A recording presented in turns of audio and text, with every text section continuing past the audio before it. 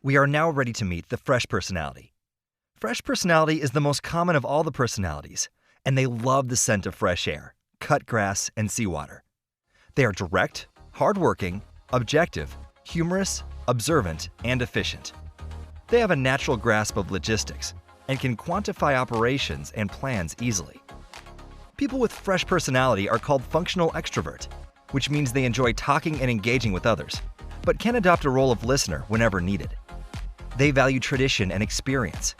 If something has worked in the past, they don't see the need to change it.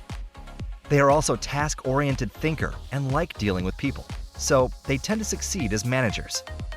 Majority of fresh personality are open to taking calculated risks, and they are logical and strategic. As a result, they are a natural entrepreneur. Wherever they are, they like to collect people and work in a cohesive group. They are great team players and treasured employees. In personal life, they are happy-go-lucky, open-minded, and easy partners. They enjoy hobbies that make them use their hands and are found playing or watching sports. They also love to fix things around the house. Fresh ingredients are supposed to have the oceanic and sea salt vibe.